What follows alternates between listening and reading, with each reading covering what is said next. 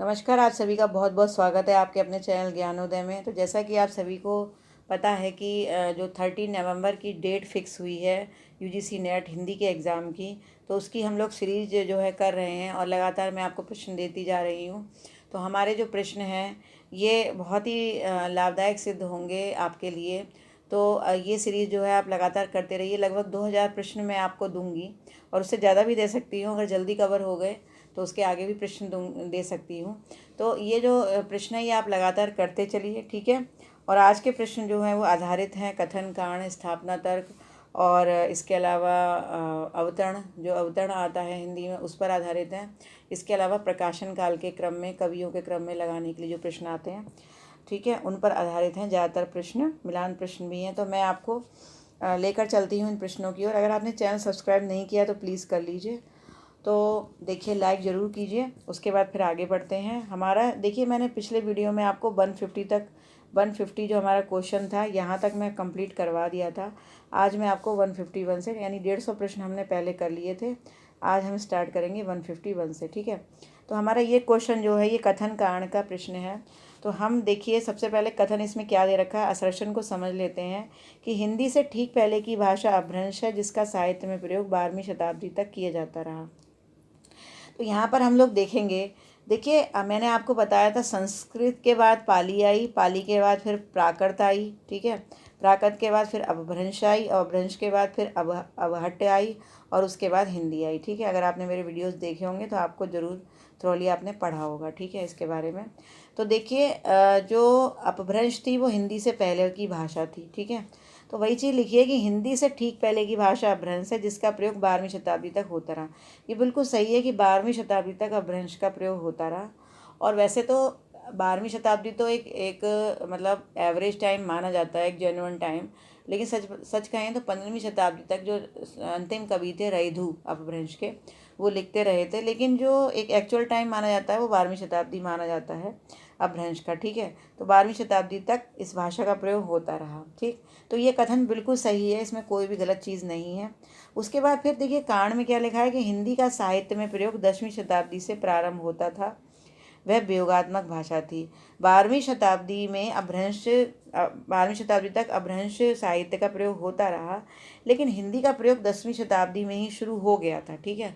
मतलब कहीं ना कहीं हिंदी का जो एक टेस्ट था वो आने लगा था भाषा में 10वीं शताब्दी से ही। लेकिन यहाँ पर जो एक इम्पॉर्टेंट बात ये है कि वह वियोगात्मक भाषा थी, ठीक है।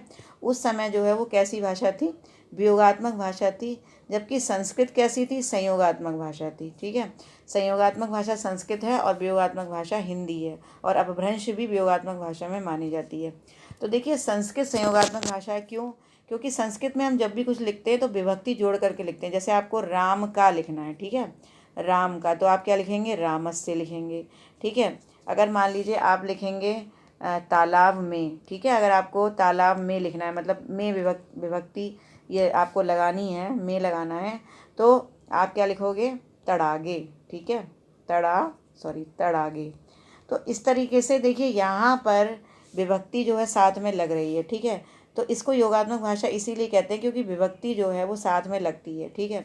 जबकि हिंदी में ऐसा नहीं है, राम का राम अलग लिखा जाता है और का अलग लिखा जाता है, ठीक है। तो अपभ्रंश जो है वो वियोगात्मकता की ओर झुकी थी। अपभ्रंश हो या हिंदी हो, और संस्कृत संयोगात्मक भाषा थी। तो ये दोनों ही बातें अपने आप में बिल्कुल सही हैं और ए और आर दोनों सही हैं, ठीक है। उसके बाद अगला प्रश्न जो है वो है, इनमें से बढ़ते हुए कालक्रम से रचनाओं का सही क्रम निर्धारित कीजिए। तो देखिए चंदायन, चित्रावली, मृगावती और पद्मावत, ठीक है, ये 4 रचनाएँ हैं और इन्हें हमें क्रम से लगाना है। तो चलते हैं, देखिए मैं लगाती हूँ क्रम से। तो देखिए जो चंदायन है, चंदायन जो रचना है ये 1380 की है, ठीक है। कब की है, ये 1380 की है। चित्रावली जो है ये 1613 है की है। मृगावती जो है ये 1503 की है। और पद्मावत जो है ये 1520 की है। तो अगर ये वाला क्रम हम देखें तो देखिए क्या क्रम बनेगा। सबसे पहले चंदायन आएगी 1380, आपको पता है चंदायन ही मानी गई है प्रथम सूफी रचना। उसके बाद मृगावती आएगी 1503, पद्मावत आएगी 1520 और उसके बाद चित्रावली 1613। तो ये सी क्रम जो है हमारा बिल्कुल सही है। आप प्लीज़ सभी प्रकाशन काल वाली, रचना काल वाले जो क्वेश्चंस हैं उनके जो टाइम रचना काल हैं वो सभी साथ में लिखते जाइए किसी कॉपी पर, और इनके क्रम भी लिखते रहिए साथ साथ, ठीक है। बहुत आपको ये जो है बहुत हेल्प करेंगे आपके एग्ज़ाम में। उसके बाद अगला प्रश्न है जायसी, कुतुबन, उस्मान और मुल्ला दाऊद, इनको हमें लगाना है क्रम से, ठीक है। तो चलिए लगाने की कोशिश करते हैं। तो देखिए जो मुल्ला दाऊद हैं ये 13वीं शताब्दी के थे, ठीक है, 13वीं शताब्दी में उन्होंने लिखा था। कुतुबन जो है ये 15वीं शताब्दी के थे, ठीक है। जायसी जो थे, जायसी ने 1540 में लिखा था, आपको पता है। 1520 में उन्होंने पद्मावत लिखा, 1540 तक वो लिखते रहे थे। और उस्मान जो है ये 16वीं शताब्दी के हैं, ठीक है। तो अगर इस तरह से देखा जाए तो कहीं ना कहीं मुल्ला दाऊद के बाद कुतुबन आएंगे, कुतुबन के बाद मुल्ला दाऊद के बाद जो हैं वो क्या आएंगे। अच्छा एक चीज़ और भी है, देखिए मुल्ला दाऊद, कुतुबन, और हाँ ठीक है, मुल्ला दाऊद, कुतुबन, जायसी और उस्मान, तो यही क्रम सही बन रहा है, ठीक है। तो ये आपको ध्यान रखना है। अगर आप चाहते हैं कि मैं ये जो क्रम है इनका, जैसे कि मैं आपको क्रम बता रही हूँ, अगर आप इनकी ट्रिक चाहते हैं कि ट्रिक से आप याद कर सकें इस क्रम को, तो अगर आप चाहते हैं तो प्लीज़ मुझे कमेंट करके बताइए। अगर कमेंट ज़्यादा आएंगे मेरे पास ट्रिक्स बताने वाले तो मैं ज़रूर कोशिश करूँगी। अगर 1-2 कमेंट आए तो शायद मैं नहीं करूँगी, क्योंकि ये बहुत ही ज़्यादा मेहनत का काम है ट्रिक्स बताना। लेकिन फिर भी अगर आपकी डिमांड होगी ज़्यादा तो मैं ज़रूर आपको ट्रिक्स बताऊँगी इनकी, ठीक है। चलिए अब इसके बाद आगे चलते हैं। फिर अगला प्रश्न है इन महाकाव्यों को बढ़ते हुए रचना काल के क्रम से सुनिश्चित कीजिए, ठीक है। अब इनको हमें सुनिश्चित करना है। तो वैसे तो आपको देखने में लगी रहे हैं पद्मावत, रामचरितमानस, कामायनी और साकेत, तो ये तो सिंपल सा प्रश्न है, क्योंकि आप देखकर ही पहचान गए होंगे। पद्मावत जो है ये सूफी काव्य है, ठीक है। रामचरितमानस जो है ये क्या है, ये भक्ति काल का काव्य है। ये भक्ति काव्य है, मतलब ज्ञानाशयी जो आपका वो है राम भक्ति काव्य है। कामायनी जो है ये आधुनिक काल की कविताएं हैं दोनों, ठीक है। कामायनी और साकेत ये महाकाव्य। अब बात ये आती है कि इनको हम कैसे पहचानेंगे। मतलब पद्मावत और रामचरितमानस तो एक साथ ही आएंगे, इतना तो आपको समझ में आ ही गया होगा, यानी ए ऑप्शन या सी ऑप्शन में से एक सही है, ठीक है। अब बात ये आती है कि पद्मावत पहले लिखी गई या रामचरितमानस पहले लिखी गई, तो इसको हम देख लेते हैं। देखिए पद्मावत का जो समय है, पद्मावत जो है वो 1520 की है, ठीक है, और रामचरितमानस 1574 की है, ठीक है। जबकि साकेत जो है ये साकेत जो रचना है, देखिए कामायनी जो है ये 1935 में लिखी गई थी, जबकि साकेत जो है ये लिखी गई थी 1931 में, 4 साल पहले लिख दी गई थी। तो अगर यहाँ से देखें इन सनों के हिसाब से तो इसका सही क्रम जो है कौन सा बैठेगा। इसका सही क्रम जो हम देख रहे हैं यहाँ पर, इसका सही क्रम वास्तव में ये वाला ठीक है, ठीक है, सी, पद्मावत, रामचरितमानस, साकेत और कामायनी, ठीक है। चलिए अब इसके बाद 155 प्रश्न पर चलते हैं। तो देखिए यहाँ पर कथन और कारण का फिर से प्रश्न है और बहुत अच्छा प्रश्न है। देखिए कथन और कारण के प्रश्नों से हमें बहुत नॉलेज मिलती है। कथन, कारण, अवतरण वाले जितने प्रश्न होते हैं उनसे हमें नई जानकारी मिलती है, तो उनको बहुत ध्यान से पढ़ना चाहिए।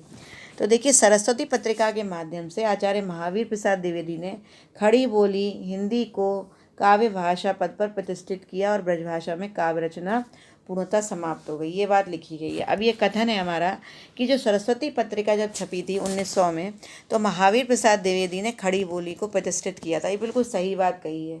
लेकिन यहाँ जो एक बात ये लिखी है कि ब्रजभाषा में काव्य रचना पूर्णतः समाप्त हो गई, तो ये बात गलत है।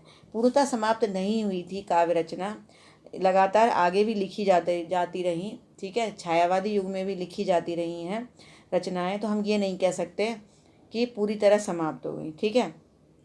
जैसे कि देखिए मैं आपको बताती हूँ, राय कृष्णदास थे, उन्होंने ब्रजरस लिखी थी, ठीक है। राय कृष्णदास ने ब्रजरस लिखी थी, आप अगर नोट करना चाहते हैं तो कर सकते हैं। जगदम्बा प्रसाद मिश्र ने जो है वो लिखी थी हितैषी। ये सब ब्रजभाषा की रचनाएं हैं जो कि छायावादी युग में लिखी गई हैं। वियोगी हरि ने छायावादी युग में वीर सत्सई लिखी थी, ठीक है। तो हम ये कैसे कह सकते हैं कि ब्रजभाषा का जो मतलब अस्तित्व समाप्त हो गया, तो ये बात गलत लिखी है, लेकिन कुछ बात इसमें सही भी लिखी है। उसके बाद ब्रजभाषा भक्तिकाल एवं रीतिकाल की ही नहीं, अब तो आधुनिक काल के प्रथम चरण भारतेंद्र युग में भी काव्य भाषा बनी रही। कालांतर में द्विवेदी युग एवं छायावादी युग में खड़ी बोली काव्य भाषा बन गई। तो इन्होंने ये बात सही लिखी है कि ब्रजभाषा जो भक्ति और रीतिकाल की नहीं बल्कि आधुनिक काल की भी भाषा थी। प्रथम चरण की भाषा थी भारतेंदु युग की। ये बात सही है, भारतेंदु जी ने जो है ज़्यादातर अपनी काव्य रचनाएं ब्रजभाषा में ही लिखी थी। लेकिन जो इन्होंने ये बात लिखी है कि छायावादी युग में खड़ी बोली काव्य भाषा बन गई थी, ये बात बिल्कुल सही है, लेकिन पूर्ण रूप से नहीं बनी थी। जैसा कि मैंने अभी आपको बताया था, राय कृष्णदास, जगदम्बा प्रसाद मिश्र और वियोगी हरि के बारे में इन्होंने छायावादी युग में भी ब्रजभाषा में रचनाएं लिखी थी। तो ये बात जो है पूरी तरह सत्य नहीं है, ठीक है। तो मतलब हम इसको पूर्णतः गलत ही मान सकते हैं। तो इसका जो सी ऑप्शन है वो बिल्कुल सही है, ए अंशतः सही और आर पूर्णतः गलत, ठीक है। तो ये हमारा हो गया 155 क्वेश्चन। चलिए अब मैं आगे प्रश्न आपको 156 की तरफ। अब देखिए अगला हमारा 156 प्रश्न जो है वो क्या कहता है, निम्नलिखित कवियों को उनके आरोही कालक्रम में व्यवस्थित कीजिए, ठीक है। पंत, हरिऔध, अज्ञेय, श्रीधर पाठक। अब अगर हम इनको व्यवस्थित करना चाहें तो कैसे करेंगे। वैसे तो हमें ये बात समझ आ रही है कि हरिऔध और श्रीधर पाठक ये दोनों जो है द्विवेदी युग के कवि थे, ठीक है। और पंत जो है ये छायावादी युग के थे, अज्ञेय जो है प्रयोगवाद के थे, ठीक है। तो डेफिनेटली पंत आएंगे, उसके बाद अज्ञेय आएंगे, ठीक है। ये बात तो बिल्कुल सही है। लेकिन हरिऔध और श्रीधर पाठक ये दोनों ही द्विवेदी युग के हैं, तो इनमें से पहले कौन आएगा, ये बात जाननी जरूरी है। तो इसके वैसे देखने में लग रहा है पंत और अज्ञेय को देख करके ये दोनों ऑप्शन सही होंगे। इन दोनों में से मतलब एक सही होगा। लेकिन अब इन दोनों में से कौन सा सही है ये हम जानने की कोशिश करते हैं। तो मैं आपको बताती हूँ। देखिए श्रीधर पाठक जो थे ये पहले इनका जन्म हुआ था हरिऔध से, ठीक है। श्रीधर पाठक का जो जन्म हुआ था ये 1860 में हुआ था, ठीक है। श्रीधर पाठक का जन्म कब हुआ था, 1860 में हुआ था। जबकि हरिऔध का जन्म जो है ये 1865 में हुआ था, 5 साल बाद हुआ है, ठीक है। इस चीज़ का हमें ध्यान रखना है। बाकी ये आप जानते ही हैं पंत छायावादी कवि हैं तो इनके जस्ट बाद ही आए होंगे, और अज्ञेय जो प्रयोगवादी हैं तो ये इनके बाद आए होंगे। तो इसमें जन्मकाल की आवश्यकता नहीं है, इसको आप ऐसे ही अंदाज़ा लगा सकते हैं। तो ये आपका जो सही ऑप्शन यहाँ पर बैठ रहा है वो है डी, ठीक है। डी सही ऑप्शन है। चलिए अब इसके बाद अगला प्रश्न फिर से एक बनता है कथन कारण का। चलिए देखते हैं क्या प्रश्न है हमारा कि खड़ी बोली की कविता में लाक्षणिकता का समावेश छायावादी काव्य में प्रमुखता से हुआ। यद्यपि ब्रजभाषा को लक्षक एवं व्यंजक बल को घनानंद बखूबी जानते थे, जो रीतिकाल की रीतिमुक्त धारा के कवि थे, ठीक है। अब यहाँ पर कथन क्या कहा गया है, कथन ये कहा गया है कि खड़ी बोली की कविता में लाक्षणिकता का समावेश छायावादी काव्य में प्रमुखता से हुआ। ये बिल्कुल सही बात कही गई है। अगर क्वेश्चन ये आता है एग्जाम में कभी कि जो खड़ी बोली में लाक्षणिकता का समावेश किस युग में हुआ था, तो आप छायावादी युग लगाइए हमेशा, ठीक है। छायावादी युग में ही लाक्षणिकता जो है वो दिखाई दी थी काव्य में। लेकिन यहाँ पर जो बात ये लिखी हुई है कि ब्रजभाषा को लक्षक एवं व्यंजक बल को घनानंद बखूबी समझते थे, जो रीतिकाल के कवि थे। तो ये बात बिल्कुल भी सही नहीं है, ठीक है। तो इसका मतलब ये गलत है। उसके बाद फिर आगे चलते हैं। लाक्षणिक भाषा का प्रयोग हिंदी काव्य में केवल छायावादी कवियों ने किया, क्योंकि अन्य परिचित नहीं थे इससे। तो ऐसा तो हो ही नहीं सकता कि छायावादी कवियों ने ही केवल किया हो लाक्षणिकता का प्रयोग, ऐसा नहीं है।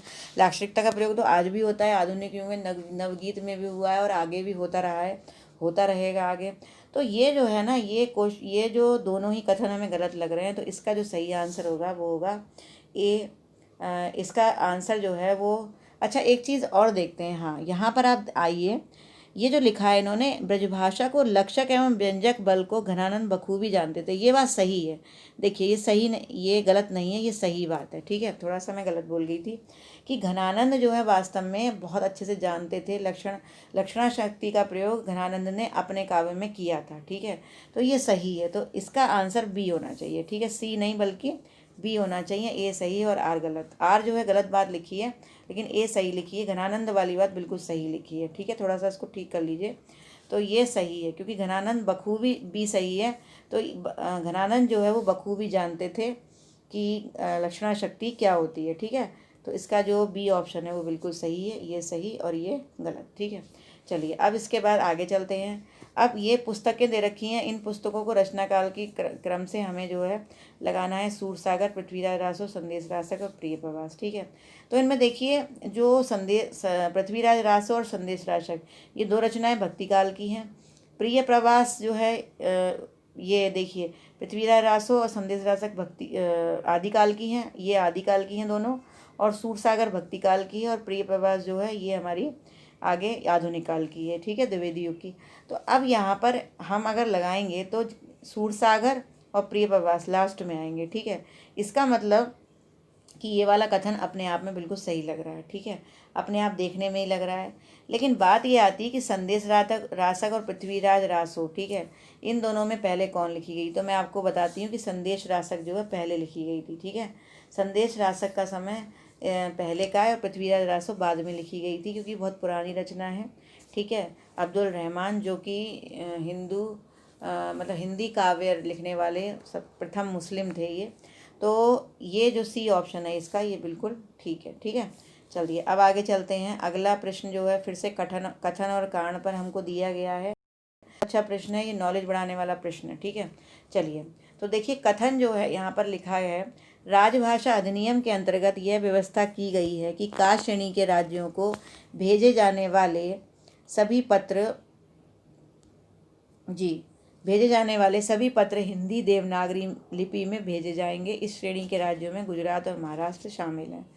तो यहाँ पर अगर हम देखेंगे तो देखिए ये जो बात कही है इन्होंने, का श्रेणी के राज्यों को भेजे जाने वाले पत्र हिंदी देवनागरी लिपि में भेजे जाएंगे, ये बात बिल्कुल सही है, ठीक है।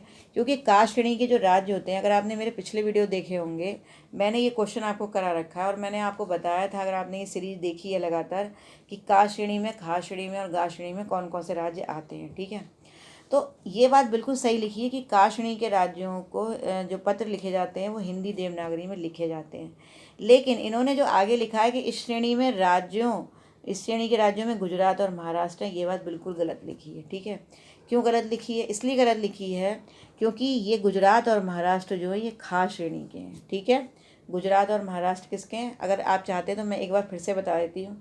देखिए का श्रेणी के जो राज्य हैं उनमें आते हैं बिहार, हरियाणा, हिमाचल प्रदेश, मध्य प्रदेश, छत्तीसगढ़, झारखंड, उत्तराखंड, राजस्थान, यूपी, ये सब का में आते हैं, ठीक है। और खा में आते हैं गुजरात, महाराष्ट्र, पंजाब, ठीक है। तो यहाँ पर जो है गुजरात, महाराष्ट्र, ये गलत दे रखा है का श्रेणी में। का श्रेणी के राज्य हिंदी भाषी हैं। अब आप सोचिए, जो का श्रेणी के राज्य मैंने अभी आपको बताए, जो आपने सुने थे, वो सभी हिंदी भाषी हैं, ये बात बिल्कुल सही है, ठीक है। तथा उनकी राजभाषा भी हिंदी, ये भी बात सही है। जबकि खा श्रेणी के राज्यों में राजभाषा हिंदी नहीं है, अपितु वहाँ प्रादेशिक भाषा को राजभाषा की मान्यता प्राप्त है। तो ये वाली जो बात कही है कि का श्रेणी के राज्य हिंदी भाषी हैं, ठीक है, ये सही है। लेकिन खा श्रेणी के राज्यों की राजभाषा हिंदी नहीं है। हिंदी राजभाषा तो है ही, संपूर्ण भारत की राजभाषा हिंदी है, ठीक है। लेकिन प्रादेशिक भाषा को राजभाषा की मान्यता प्राप्त है, ऐसा नहीं है। तो ये ऑप्शन बिल्कुल गलत है, ठीक है। तो ये इसको अगर हम देखें तो ए अंशतः सही है और आर पूर्णतः गलत है। तो यहाँ पर ये सही होगा, ठीक है। चलिए अब आगे चलते हैं नेक्स्ट प्रश्न पर। अगला प्रश्न हमारा क्या कहता है, निम्नलिखित भाषाओं को प्राचीन से नवीन क्रम में व्यवस्थित कीजिए, ठीक है। प्राचीन से नवीन की ओर हमें जाना है। तो मैंने आपको अभी बताया था, सबसे पहले संस्कृत का प्रादुर्भाव हुआ, उसके बाद पाली, फिर प्राकृत और फिर रघुवंश, और उसके बाद आई थी हिंदी, ठीक है। तो इसका जो सही क्रम है वो ए सही है, ठीक है। उसके बाद हम सुमेलित करेंगे, क्वेश्चन नंबर 161 में हम सुमेलित करेंगे भाषाओं को उनके अपभ्रंश से। तो देखिए शौरसेनी अपभ्रंश में ब्रजभाषा आएगी। मागधी अपभ्रंश जो है बिहारी जो है बोली जो है बिहारी भाषा उसमें आती, तो बिहारी हमारी मैथिली में आ गई। अर्ध मागधी जो है वो अवधी में आ गई, और पैशाची जो है वो पंजाबी में आ गई, ठीक है। तो इस तरीके से आप इसको मैच कर सकते हैं और लगा सकते हैं इसका आंसर, ठीक है। तो 161 का जो सही आंसर होगा वो होगा सी, ठीक है। चलिए अब अगला प्रश्न जो है, निम्नलिखित बोलियों को उनके क्षेत्र से सुमेलित कीजिए। अब हमें क्षेत्र से सुमेलित करना है, ठीक है। तो देखिए भोजपुरी कहाँ बोली जाएगी? डेफिनेटली भोजपुरी जो है बिहार साइड में बोली जाएगी, बिहार यानी बलिया, ठीक है। छत्तीसगढ़ी जो है ये छत्तीसगढ़ में बिलासपुर की साइड में बोली जाएगी, ठीक है। बिलासपुर, रायपुर सब उधर ही पड़ते हैं। बुंदेली जो है बुंदेलखंड झांसी की तरफ, और बघेली जो है ये मध्य प्रदेश रीवा की तरफ, ठीक है। तो ये जो है बोलियां हो गई, तो इसको आप मैच कर सकते हैं आसानी से, बी ऑप्शन इसका सही है, ठीक है। चलिए अब इसके आगे जो अगला प्रश्न है इनको हम यहीं पर सुमेलित कर लेते हैं। देखिए बांगरू, बघेली, मेवाती, मैथिली, पूर्वी हिंदी, बिहारी, पश्चिमी हिंदी, राजस्थानी। तो चलिए हम मैच करने की कोशिश करते हैं। तो देखिए बांगरू जो है आपको पता है, बांगरू भाषा हरियाणा की तरफ बोली जाती है, ठीक है। तो हरियाणा पश्चिमी हिंदी की तरफ माना जाएगा, पश्चिम भारत के पश्चिम में है हरियाणा, ठीक है। बघेली मेवाती, मेवात राजस्थान में, मेवात का क्षेत्र, तो इसी राजस्थानी से इसको हम कर देंगे मैच। मैथिली जो है ये बिहारी है, बिहारी भाषा है, भाषा की बोली है, तो ये आ जाएगी बिहारी में। और फिर बची क्या, बघेली, तो बघेली जो है ये पूर्वी हिंदी में आएगी, ठीक है। तो इस तरह से हमने इसको मैच कर लिया, ओके। तो मैच होने के बाद में फिर मैं 164 प्रश्न पर जाती हूँ और आपको बताती हूँ। तो ये जो कूट था 163, ठीक है, 163 वाला, इसका ए का चौथा था, तो आई थिंक इसका ये वाला ऑप्शन सही है, ठीक है। चलिए अब आगे चलते हैं। निम्नलिखित भाषाओं को प्राचीन से नवीन के क्रम में व्यवस्थित कीजिए। तो प्राचीन से नवीन के क्रम में फिर वही क्वेश्चन फिर से लौट के आ रहा है, लेकिन उस क्वेश्चन में और इस क्वेश्चन में केवल ये अंतर है कि उसमें पाली के बाद प्राकृत दे रखी थी, यहाँ प्राकृत नहीं है, ठीक है। तो सबसे पहले डेफिनेटली पाली आनी चाहिए, तो इन दोनों में से एक ऑप्शन सही होगा। लेकिन पाली के बाद जो है वो संस्कृत नहीं आएगी, तो ये ऑप्शन गलत हो गया। पाली के बाद अपभ्रंश, अच्छा हाँ एक चीज़ और भी है, संस्कृत पहले आना चाहिए, ठीक है, संस्कृत पहले आएगा, ठीक है। तो संस्कृत वाला ऑप्शन सही होगा, तो संस्कृत सबसे पहले, संस्कृत फिर पाली फिर अपभ्रंश और फिर हिंदी, यानी डी ऑप्शन हमारा सही है, ठीक है। चलिए अब इसके बाद अगला प्रश्न जो है हमारा क्या बनता है, निम्नलिखित ग्रंथों को उनके काल क्रमानुसार व्यवस्थित कीजिए, ठीक है। तो देखिए वाल्मीकि रामायण, कथा गाथा सप्तशती, बिहारी सत्सई, रामचरितमानस। अब आप देखेंगे एक चीज़ कि वाल्मीकि रामायण तो त्रेता युग में लिखी गई थी, ये बहुत पुरानी रचना है, ठीक है, सबसे पहले ही आएगी, ठीक है। ये इसका जो टाइम माना जाता है, मैं आपको बताती हूँ, इसका जो टाइम है वो 73 मतलब 7323 ईस्वी पूर्व माना जाता है, ठीक है, किसका, वाल्मीकि रामायण का। जबकि गाथा सप्तशती का जो समय है वो 12वीं शती का माना जाता है, ठीक है, 12वीं शती का गाथा सप्तशती का। रामचरितमानस आपको पता ही है 1574 में लिखी गई है, ठीक है। और जो बिहारी सत्सई है ये रामचरितमानस के बाद रीतिकाल में लिखी गई 1692 में, ठीक है। तो अगर इन क्रमों को देखा जाए तो जहाँ तक है ये सी ऑप्शन बिल्कुल सही है, वाल्मीकि रामायण, गाथा सप्तशती, रामचरितमानस, बिहारी सत्सई, ठीक है। तो इसका जो ऑप्शन है वो सी, जो ऑप्शन है इसका वो सी जो है वो बिल्कुल सही बैठ रहा है, ठीक है। तो हम सी पर जो है मार्क करेंगे सी। उसके बाद फिर अगला प्रश्न जो है हमारा वो क्या कहता है, निम्नलिखित भाषाओं को उनके प्रदेश से सुमेलित कीजिए, ठीक है। तो अब हमें प्रदेश से सुमेलित करना है। शौरसेनी अपभ्रंश, मागधी, अब मागधी मगध की भाषा है, बिहार की तरफ की है, तो ये बिहार से मिल जाएगी। महाराष्ट्रीय अपभ्रंश, महाराष्ट्र की तरफ की। पैशाजी जो है ये कश्मीर, हम इसको मान सकते हैं, कश्मीर पंजाब, ठीक है, इधर पैशाची भाषा जो है अपभ्रंश से उद्भव हुआ है इन भाषाओं का, जो कश्मीर की साइड की हैं। और शौरसेनी अपभ्रंश जो है मध्य प्रदेश, ठीक है। तो जैसे बघेली है ये मध्य प्रदेश की भाषा है, तो ये शौरसेनी से है। तो इस तरह से अगर हम देखते हैं तो ये जो क्रम बनेगा आपका, ठीक है। तो 166 में अगर हम देखते हैं तो सी ऑप्शन सही बैठता है, ठीक है। उसके बाद अगला प्रश्न है, हिंदी भाषा का उद्गम और विकास पुस्तक के लेखक हैं, ठीक है। तो हिंदी भाषा के उद्गम और विकास, ठीक है, इसके लेखक हम इसके जाते हैं ऑप्शंस पर, ठीक है। तो देखिए इसके ऑप्शंस क्या क्या दे रखे हैं, उदय नारायण तिवारी, देवेंद्र कुमार, भोलानाथ तिवारी, उपरोक्त में से कोई नहीं, ठीक है। तो हिंदी भाषा और उसका उद्भव, ठीक है, और हिंदी भाषा का उद्गम और विकास, ठीक है। हमारी जो रचना है, मतलब जो हमारी किताब का नाम है वो है हिंदी भाषा का उद्गम, थोड़ा जल्दी जल्दी लिख रही हूँ, राइटिंग का पर मत जाइएगा, हिंदी भाषा का उद्गम और विकास, ठीक है। तो ये जो रचना है वास्तव में ये लिखी गई है डॉक्टर उदय नारायण तिवारी। अब इसकी ट्रिक अगर आप याद रखना चाहते हैं तो ऐसे याद रखिए, इसमें उद्गम है और इसमें उदय नारायण है, ठीक है। तो दोनों एक जैसे हैं, मिल रहे हैं, ठीक है। और जहाँ पर उद्गम होगा वहाँ विकास भी होगा, तो इस तरह से आप लर्न कर सकते हैं। फिर है हिंदी भाषा नामक पुस्तक के रचयिता कौन है, ठीक है। तो देखिए हिंदी भाषा जो पुस्तक है उसके रचयिता जो हैं वो हैं भोलानाथ तिवारी, ठीक है। अब इसको आप लर्न कैसे करेंगे, देखिए इसकी ट्रिक मैं आपको बता देती हूँ। हिंदी भाषा कितना छोटा नाम है, ठीक है, इस पुस्तक का नाम कितना छोटा है, हिंदी भाषा। तो आप ऐसे याद कर लीजिए कि भोलानाथ, ये तो भोले थे इसीलिए इनका नाम भोलानाथ था। तो चूँकि ये भोले थे बहुत, ठीक है, तो इसलिए इन्होंने चूँकि ये भोले बहुत थे इसलिए इन्होंने छोटा सा नाम रखा, भोला सा नाम रखा, ठीक है। तो हिंदी भाषा इन्होंने नाम रखा था अपनी पुस्तक का, ठीक है। हालांकि और भी इनकी किताबें हैं जिनके बड़े बड़े नाम हैं, लेकिन यहाँ पर चूँकि ये प्रश्न पूछा गया इसलिए मैंने आपको बताया है, ठीक है। उसके बाद जो अगला प्रश्न है हमारा वो क्या कहता है, चलिए देखते हैं। आरोही काल क्रमानुसार संयोजित कीजिए। ठीक है, आरोही क्रम में हमें संयोजित करना है ये पृथ्वीराज रासो, रामचंद्रिका, कामायनी और रामचरितमानस। तो ये तो अपने आप ही देखिए बन रहा है क्रम इसका आसानी से, क्योंकि आपको मालूम है पृथ्वीराज रासो जो है ये कब की लिखी हुई, ये आदिकाल की रचना है। ठीक है, उसके बाद देखेंगे अगर हम रामचरितमानस, ये भक्ति काल की रचना है, तो आदिकाल के बाद क्या आएगा, भक्ति काल। और ये वाली जो रचना है रामचंद्रिका, ये रीतिकाल की है और ये आधुनिक काल की है। ठीक है, तो अगर देखेंगे हम तो सबसे पहले क्या आना चाहिए, पृथ्वीराज रासो, फिर आना चाहिए रामचरितमानस, फिर आनी चाहिए रामचंद्रिका और फिर आनी चाहिए कामायनी।